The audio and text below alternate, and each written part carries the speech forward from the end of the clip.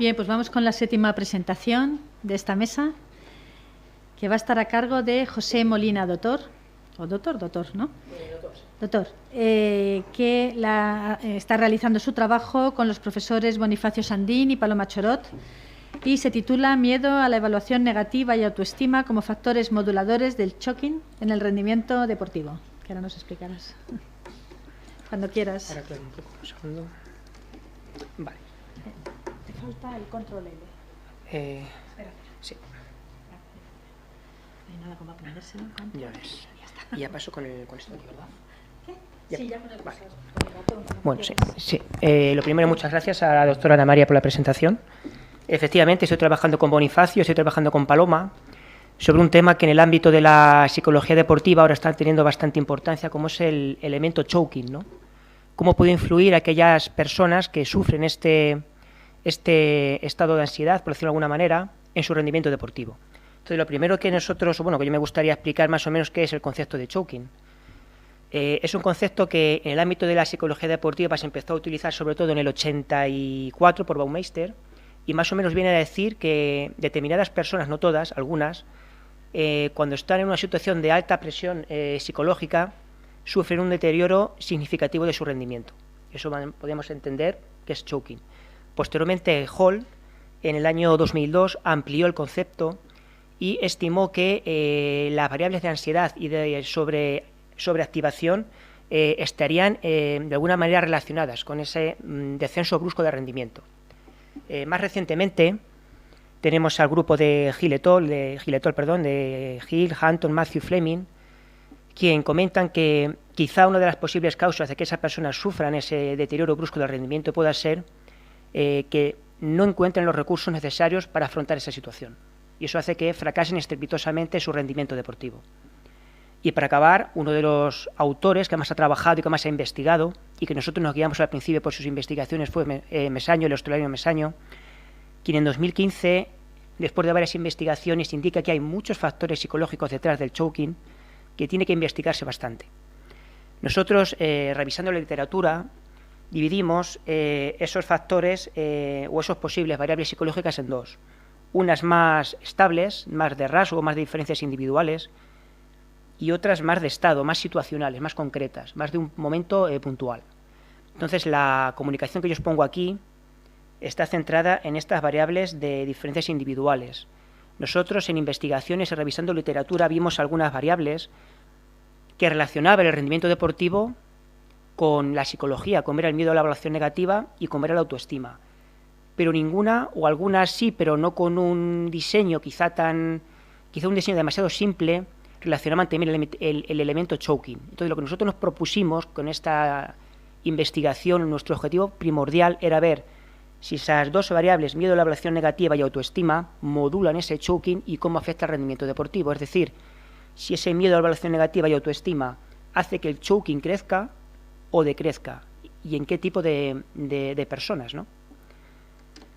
Nosotros propusimos, por lo tanto, dos hipótesis. La primera hipótesis era que aquellas personas que tienen mucho miedo a la evaluación negativa, puntúan alto en esa escala, creemos que en situaciones de alta tensión van a sufrir ese deterioro de rendimiento, mientras que en situación de baja tensión incluso pueden mejorar su rendimiento. Es decir, aquí el miedo a la evaluación negativa actuaría como un claro fenómeno de modulación. Por su parte, la autoestima no encontramos en la literatura que fuera moduladora. Entonces nosotros propusimos como hipótesis que la autoestima facilitara el rendimiento fundamentalmente la gente que tiene alta autoestima en situación de alta tensión o de alta presión psicológica. ¿Qué hicimos para ello? Pues escogimos de un instituto de enseñanza secundaria, cogimos 100 alumnos en un diseño intrasujeto de medidas repetidas y los sometimos a una doble intervención, una situación de baja presión, donde ellos compitieran, y una situación de alta presión. Lo primero que hicimos fue pasarle dos cuestionarios, que era el Brief Fear Negative Evaluation y el Self-Esteem Scale. Son dos cuestionarios muy sencillos para adolescentes, los adaptamos a ellos, cortos, para que los adolescentes tampoco, porque los adolescentes, si les pasan cuestionarios muy largos, en mucho tiempo, hay que tener cuidado con ellos. Queríamos cuestionarios rápidos y que ellos lo entendieran muy bien. Después le explicamos que íbamos a hacer con ellos una situación deportiva de bádminton, de competición. Y utilizamos bádminton porque ellos nunca habían practicado bádminton. De esa manera podíamos controlar de alguna manera la posible variable de aprendizaje previo. Y les sometimos a dos fases. Lo primero que hacían era una fase de baja presión, es decir, ellos competían solos, solamente estaba el profesor, nadie les grababa, lo que estaban haciendo no les repercutía en su calificación de la materia de educación física y además ningún compañero les veía. Posteriormente, esos mismos alumnos los sometimos en la situación de alta presión. Les grabamos y ellos sabían que les estábamos grabando. A su vez también sus propios compañeros les estaban evaluando, estaban analizando sus aciertos, sus errores alrededor, y lo que estaban haciendo tenía una implicación en su rendimiento en la materia de educación física, por lo tanto había un claro contraste, ¿no?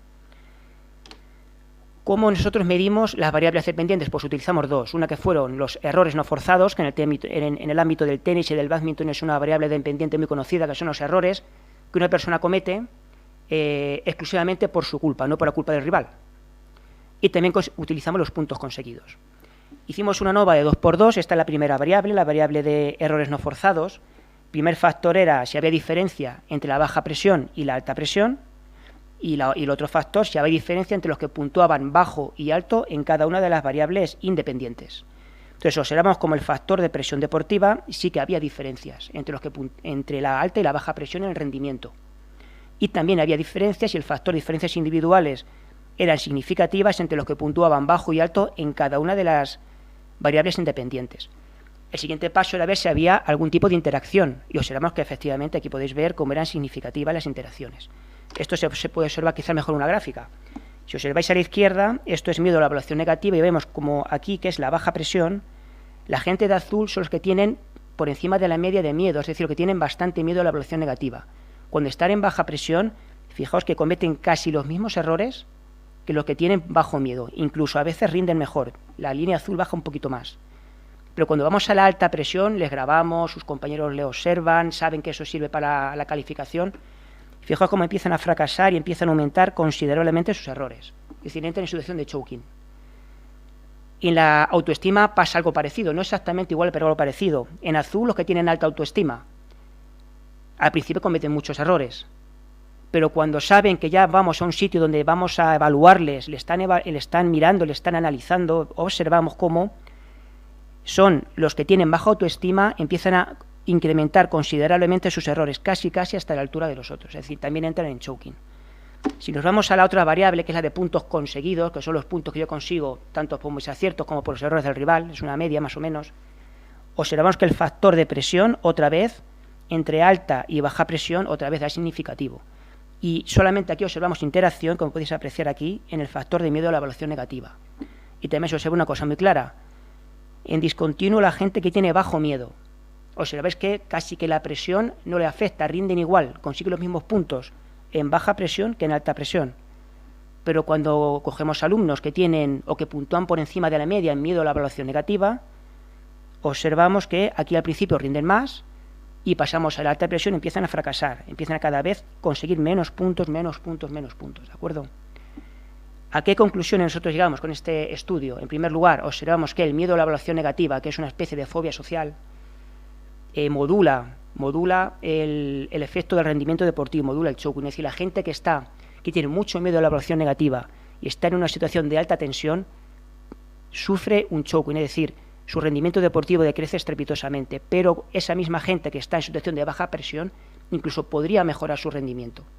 Es una cosa contradictoria, pero que hemos visto en literatura como Arens y Landers en el 2003, que de alguna manera seguiría nuestras conclusiones.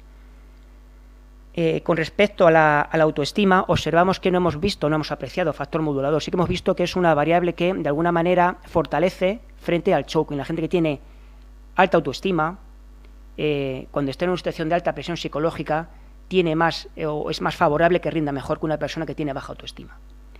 Limitaciones que hemos encontrado en nuestro estudio, pues que lo hemos utilizado en el ámbito académico. No podemos extrapolar esto al alto rendimiento, ni mucho menos, ¿no? Que lo que al principio la gente podría sugerir. Hemos utilizado 100 alumnos, quizás hubiéramos utilizado más, pero en los centros educativos donde nos movemos, coger una promoción entera con 100 alumnos ya es un logro, ¿eh? Intentar hacer 300, 400 serían centros muy, muy concretos y luego que nos lo permitieran. Y por último, otra limitación más es que, y eso lo vamos a subsanar con un nuevo estudio, queremos ampliar y cambiar el deporte, no solo bádminton, queremos hacerlo con el baloncesto. para que de alguna manera podamos contrastar si los resultados que nos dan son los mismos o no. Y por mi parte, nada más, he sido breve, creo. Muchas gracias.